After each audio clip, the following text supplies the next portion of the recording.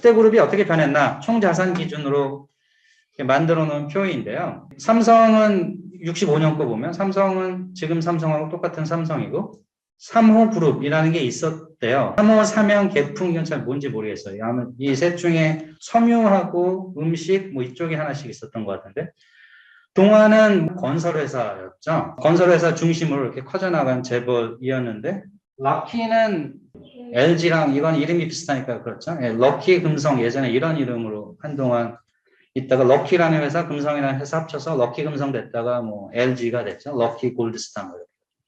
그래서 이건 아직 살아남았고요. 대한제분은 뭐 말 그대로 대한제분이니까 뭐 밀가루 만드는 회사였겠죠. 아마 지금도 다른 형태로 남아있는 것 같고요. 동양, 그리고 동양그룹도 한 신발 만들고 그랬던 것 같은데. 하여튼 보면 65년에 컸던 그룹 중에 남아있는 게 비슷한 모양을 유지하고 있는 건 삼성하고 락키 두 개뿐이죠. 나머지는 다 없어지거나 뭐 있어도 주요 그룹이 아니거나 그렇습니다. 75년에는 이 락키라는 게 커졌고요. 이때 뭐 주요 제품이라면 뭐 치약 같은 거 많이 팔았죠. 지금도 LG 생활건강이 이거 팔고 있죠. 삼성물산이 이때 70년대에 삼성물산이 수출에 큰 역할을 했었죠. 다른 회사들의 물건을 가져다가 외국에 파는데 큰 역할을 했는데 이게 회사들이 규모가 커지면서 이제 더 이상 그런 회사들의 역할은 줄어들었고요. 왜냐하면 대부분의 다른 회사들이 각자 알아서 수출하거든요. 그러니까 뭐 삼성물산이고 통해서 물건을 팔 일은 없죠. 삼성물산 안에 옷 만드는 게 또 중요한 사업이기도 했고요. 현대라고 나온 건 아마 이때는 현대그룹이 하나여서 자동차, 뭐 중공업 이런 것들을 다 통틀어서 현대그룹에 다 들어가 있었습니다. 한국화약은 아직도 있죠. 하나그룹 아직도 남아있고 이때부터 좀 중요해진 것 같고요.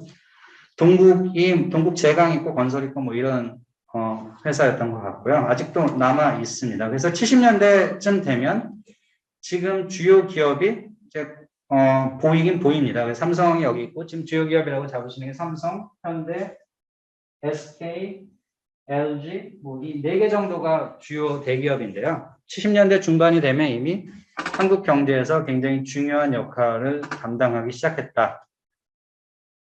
라는 걸 볼 수 있고요. 85년이 되면 거의 지금하고 모양이 비슷합니다. 그래서 85년 되면 삼성이 제일 큰 그룹, 총 자산 기준으로, 그 다음 현대, 그 다음 지금의 LG, 그 다음 대우. 이제 대우가 없어진 그룹이죠. 대우는 아시아 외환위기 때 없어졌죠. 그래서 80년대 중반에는 네 번째로 큰 대기업이었고 그룹이었고요. SK가 다섯 번째. 그래서 이 1, 2, 3, 4, 5가 대우 빼고 나머지는 다 지금까지 한국의 가장 중요한 기업 집단으로 남아 있어서 그런 면에서 보면 지금의 주도적인 기업은 이미 80년대 중반이면 한국에서 중요한 역할을 하기 시작했고 또 어떻게 보면 최근 40년 가까이는 상위 기업 집단에는 큰 변화가 없었다.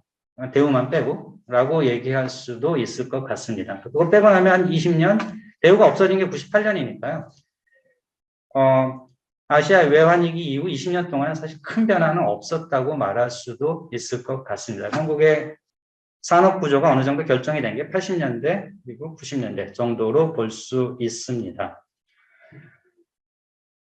대우는 글로벌 아시아 외환위기 때 없어졌고요. 대우를 만든 김우중이라는 분이 흥미로운 분이죠. 뭐 책도 쓰고 뭐 세상은 넓고 할 일은 많단가 이런 책도 한동안 많이 팔렸었고요. 근데 다른 대기업에 비해서 비교적 역사가 짧은 기업이었죠. 대우가 그러고서 제일 먼저 없어져 버렸죠. 쌍용도 지금은 하여튼 회사가 있긴 하지만 예전에 그런 형태로 남아 있지는 않고요. 그 밑에 있는 뭐 한화, 한진, 조선, 대림 이런 것들은 다 지금도 남아 있기는 합니다. 한화는 여전히 중요한 대기업이고 한진도 물론 그렇고요. 나머지는 조금 덜하고. 90년대 중반, 그러니까 아시아 외환위기 직전에 보면 이제 현대하고 삼성이 뭐 위치가 오락내리락 하는데 이 두 재벌 기업 다 굉장히 많이 분화가 됐거든요. 뒤에 조금 더 말씀드리겠지만 삼성도 여러 개 기업 집단으로 쪼개졌고 현대도 여러 개 기업 집단으로 쪼개져서 뭐 이거를 누가 1등이냐 2등이냐 비교하기는 좀 어려운 것 같아요. 이제 뭘 합치면 뭘 합치냐에 따라서 순위가 왔다 갔다 하는데 지금은 이제 시가총액 기준으로는 삼성전자가 워낙 커져서 뭐 지금 어떻게 합쳐서 삼성이 커 보일 것 같긴 한데 이게 최근 얘기이고 얼마 전까지만 해도 현대 삼성은 이렇게 뭘 붙여서 보냐에 따라서 등수가 왔다 갔다 했습니다.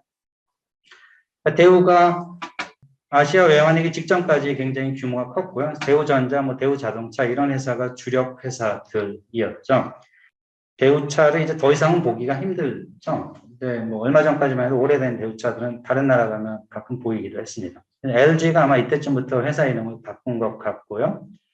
선경은 그 뒤에 가서 SK로 이름을 바꾼 것 같습니다. 2005년, 2012년 이렇게 보면 삼성, 현대자동차, 글쎄 잘못 써있네. 현대자동차, LG, SK, 롯데 이 순서가 이제 어느 정도 고정이 돼버린 것 같고요. 그 이후에는 큰 변화가 없습니다. 뭐 그 뒤에 나오는 KT 포스코는 뭐 민간 기업인지 국영 기업인지 좀 구별이 왔다 갔다 하는 그런 회사들이고요. 워낙 정부 지분이 굉장히 컸고 최근까지도 한진, 현대중공업 뭐 이런 것들은 또 좀 성격이 다르기는 하죠.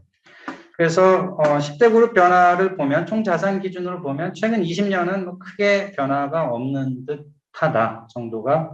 그런데 앞에 예전에 60년대, 70년대하고는 구성이 많이 뭐 크게 다르다 이런 얘기를 두 가지를 다 할 수 있을 것 같습니다. 30대 그룹이라는 걸 한동안 공정거래위원회에서 이런 목록을 관리를 했습니다. 그러니까 공정거래위원회에서 이런 기업 집단이라는 걸 관리하는 이유가 이 한국의 재벌 기업의 특성상 일단 규모도 굉장히 크고 경제에서 차지하는 비중도 커서 사람들이 걱정을 많이 했죠. 그리고 지금도 많이 하고 이런 기업 집단들이 그 규모를 이용을 해서 나쁜 짓을 하지 않을까. 그러니까 나쁜 짓이 하면 좀 구체적으로는 특히 예민한 게 이 기업 집단 내부, 기업 간 내부 거래에 정부에서는 걱정을 많이 하고요. 그러니까 기업 집단끼리 서로 기업 집단 내에 포함된 기업끼리 서로 거래를 하면서 거래 가격을 자기들의 유리한 쪽으로 바꾸다 보면 다른 사람한테 피해가 갈 수 있는 거죠. 다른 사람이라면 뭐 주주들, 그러니까 내가 삼성전자의 주주인데 소액 주주인데 삼성전자가 다른 삼성 계열사하고 거래를 하면서 삼성전자에서 생긴 이익을 다른 계열사로 막 넘긴다. 그러니까 삼성전자에서 물건을 살 때 값을 지나치게 높게 책정을 해서 돈을 내고 물건을 팔 때는 값을 지나치게 낮게 책정을 해서 이익을 줄이면 이제 이 기업 집단에 소속된 기업에서 한 회사에서 생기는 이익을 다른 회사에게 넘길 수가 있거든요. 이런 거래를 통해서. 그런데 우려를 하는 바는 이 기업 집단을 장악하고 있는 사람들이 특정 회사에서는 지분이 굉장히 높거든요. 그러니까 자기가 90%의 지분을 가지고 있는 회사로 이익을 다 몰아준다. 그러면 다른 회사에서 생기는 이익을 자기가 훨씬 더 많이 가져갈 수가 있겠죠. 이제 이런 것들을 우려를 합니다. 그래서 공정거래위원회에서 그런 부분들을 지속적으로 확인을 하고 있고요. 이 기업 집단에 속한 회사들은 내부 거래에 대해서 보고사항이 굉장히 많습니다. 같은 계열사하고 어떤 거래를 했고, 뭐 가격이 적정했나 이런 것들을 사람들이 많이 들여다봐서 공정거래위원회에서 이 기업 집단을 지정을 하고 어떤 기업들이 기업 집단에 포함되는지 뭐 이런 것들도 공정거래위원회에서 자료를 만들어서 가지고 있습니다. 그래서 거기서 나온 자료인데요. 특히 관심을 뒀던 게 30대 그룹 이런 목록을 지정을 해서 이 그룹들이 이상한 짓을 하고 있지 않나 이런 거를 확인을 해왔는데 1986년하고 2016년 이렇게 비교해 보면 아까 뭐 주요 10대 그룹에서 나왔던 거 뭐 비슷한 게 나와 있고요. 여기서 특히 뭐 크게 스캔들 생기면서 없은 국제그룹이라는 게 80년대에 없어졌고요. 그러면서 이 말이 많았죠. 국제그룹이 없어지면서 뭐 정치권하고 또 얽혀가지고 뭐 여기서 전두환 정권이 어떤 역할을 했나 안 했나 뭐 이런 거 가지고 말이 굉장히 많았고요. 국제그룹은 뭐 신발 만들고 이랬던 그룹이었던 걸로 기억이 언뜻 나네요. 아까 대우 얘기는 아까 했었고 2016년 목록을 보면 이제 보통 우리가 재벌이라고 생각 안 하는 이름들도 들어가는데요. 한국전력공사 이건 거의 공기업이어서 보통 재벌이라고 생각 안 하죠. 토지주택공사 이것도 뭐 보통 재벌 따질 때 사람들은 생각을 안 하는데 여기 목록에는 들어가 있습니다. 포스코도 좀 애매하고요. 도로공사 이것도 좀 애매하죠. 가스공사도 좀 애매하고 농협도 좀 성격이 애매하죠.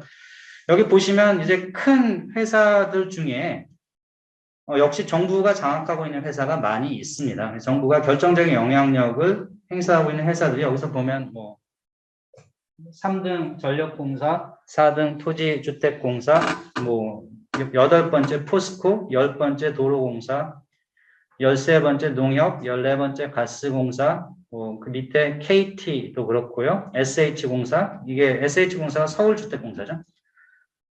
수자원공사, 이렇게 보면 사실은 대규모 기업 중에는 정부가 결정적인 영향력을 행사하고 있는 기업이 많이 있습니다. 그래서 그건 뭐 한국만 그런 건 아니고요. 다른 나라도 비슷한 것 같아요. 시가총액 기준으로 이렇게 그룹을 쭉 늘어 놓으면요. 2020년 말 기준으로 나온 숫자인데 삼성그룹이 제일 높고요. 745조 원이면 이 중에 뭐 절반 이상이 삼성전자고요. 삼성전자가 뭐 아마 이때쯤에 500조 원 가까이 됐던 것 같아요. 시가총액이. 그러니까 주식시장에서 결정되는 주가를 그냥 발행 주식수에 곱하면 시가총액이 되죠. 삼성전자가 745조 원 정도니 삼성그룹이 745조 원. 그러니까 굉장히 큰 수치이고요. 이게 숫자가 잘 감이 안 잡히시면 이 앞에 클래식 500이라고 있잖아요. 거기 이름이 500이 된 게 그래서 안에 500개 딱 있대요. 아파트 같은 게 500개가 딱 들어있대요. 건물 2개. 그래서 50층 건물이잖아요. 한 단위당 한 유닛당 뭐 10억 원 잡으면 5천억 원 정도 되고요.